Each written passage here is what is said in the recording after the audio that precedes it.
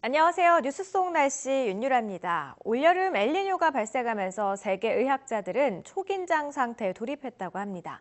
엘니뇨로 인한 날씨 변화는 각종 전염병을 활성화시키기 때문인데요. 이 엘니뇨로 인해서 올겨울에는 신종플루가 창궐할 것이다라는 예상도 되고 있다고 합니다. 날씨가 많은 사람을 죽이는 요인이 되는 예라고 할 수 있겠는데요. 그렇다면 오늘은요, 날씨가 사람을 죽이는 역할도 하지만 살리는 아주 중요한 요소이다. 이런 것들을 한번 이야기 나눠보도록 하겠습니다. 오늘 K웨더의 반기성 센터장님 나와 계십니다. 네, 센터장님 어서 오세요. 네, 안녕하세요. 네, 오늘 주제 보니까요, 참 재밌을 것 같아요. 센터장님은 평소에 뭐 날씨에 영향 많이 받으세요? 저는 굉장히 좀 민감하게 봤습니다. 아무래도 직업이 직업이다 보니까. 네, 날씨를 업으로 하다 보니까 네. 좀 팬 같은 현상이란 편두통이 일어나고요. 아. 기압골이 들어오면 몸이 좀 쑤시고요.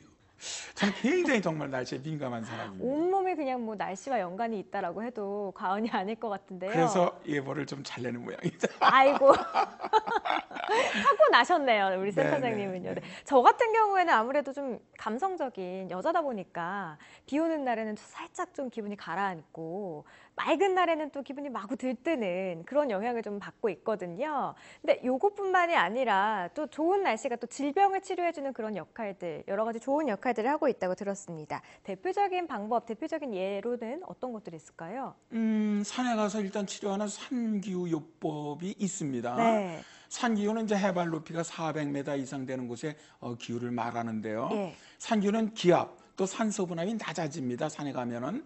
여기에 산에는 이제 많은 나무들과 식물들이 있죠. 공기 네. 속에는 먼지와 미생물들이 적고요. 산소 오존이 많고 음이온들도 많이 들어있죠. 맑고 깨끗하고 풍부한 햇빛도 아주 풍부하고요.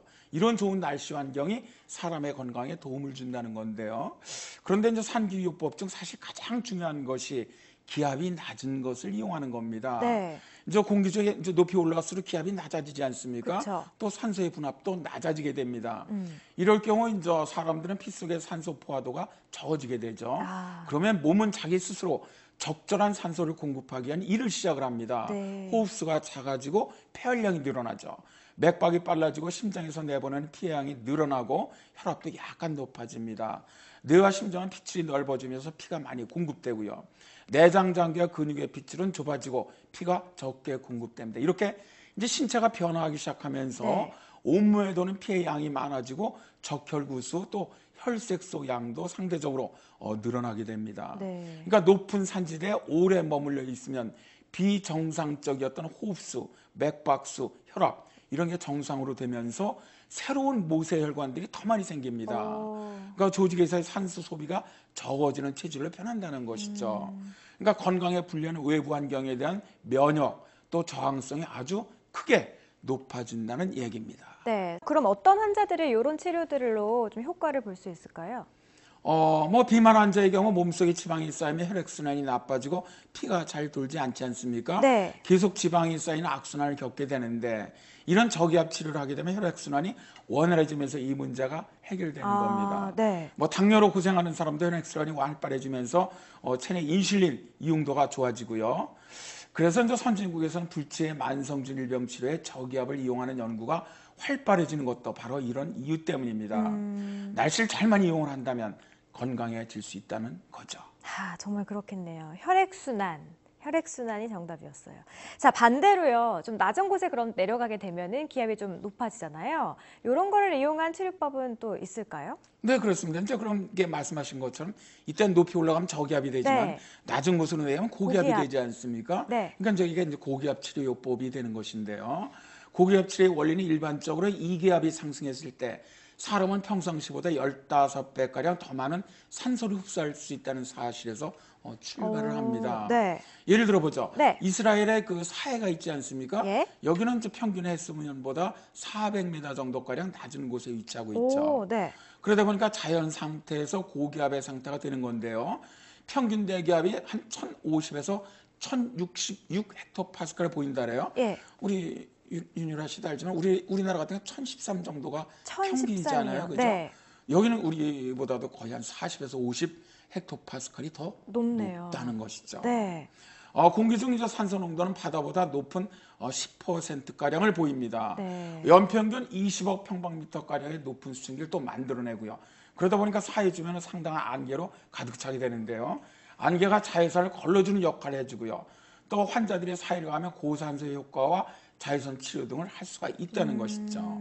놀랍게도 아주 그 치료 확률이 거의 50% 이상 된다고 하는데요. 꽤 높네요. 이때 환자들은 이제 혈압이 줄어들고 호흡과 심장 박동수, 적혈구와 백혈구의 숫자가 증가하는 효과를 봅니다. 네. 따라서 이제 고기압 치료를 통해서 폐기종, 만성적인 기관지염을 치료할 수가 있다는 것이죠.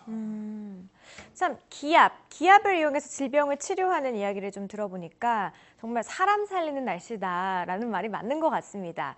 자, 산치료요법에 반대 바다치료요법 이야기를 좀 나누고 있는데 어떻게 이거는 자세하게 좀 치료에 도움이 되는 건지 이야기 좀 해주세요. 사실 저 바닷가는 미기상학적으로 보면 해양성 기후에 속하죠. 네. 기상학적으로 인체에 미치는 해양 기후의 특징은 첫째, 강한 바람과 요란으로 바닷가를 따라서 흐르는 강한 바람, 또 그에 따른 요로는 인체 온도를 현저히 낮춰주는 역할을 해주고요.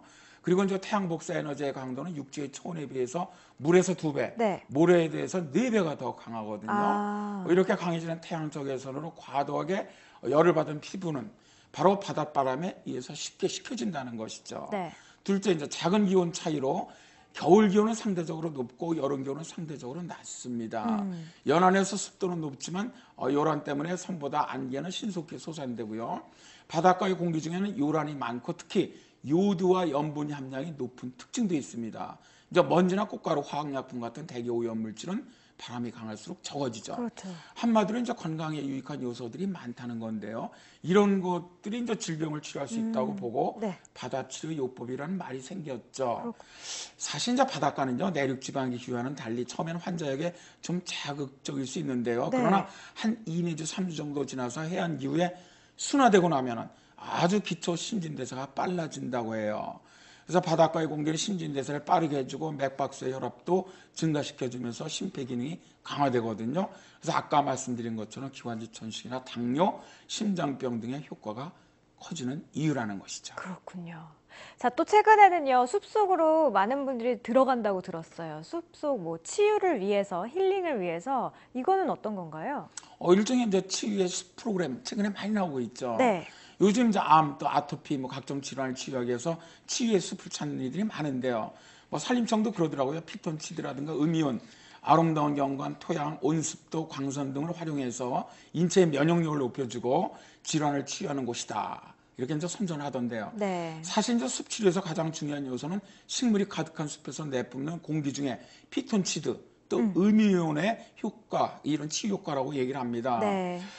숲의 치유 효과는 잎이나 꽃, 줄기, 뿌리에서 방출되는 천연 휘발성 유기 화합물의 방향 성분이라고 우리가 불리는 피톤치드라고 의학자들은 말하고 있고요. 예. 또 사실 숲에서는 음이온도 아주 많이 방출합니다. 이제 혹시 그 물이 흐르는 계곡이나 폭포 이런 물보라가 치는 곳에서 이 음이온이 많이 나오는데요. 숲의 비타민이라고 불리는 음이온은 긴장과 스트레스를 풀어주는 역할을 해줍니다. 네. 도시나 숲속보다도 한 14배에서 73배 정도 많거든요. 그러니까 질병 치유에 아주 큰 도움을 준다는 거죠. 네, 알겠습니다. 오늘 말씀 고맙습니다. 네, 감사합니다. 네, 북한에서는요, 자료치원 자원들을 종합한 기후치료의 역사, 그리고 기본치료 인자 등을 과학적이고 구체적으로 기술한 책이 있다고 하는데요. 아무래도 좀 의료 인프라가 약한 북한에서 기후를 이용한 자연치료에 관심을 가지는 것, 어찌 보면 당연한 일일지도 모릅니다.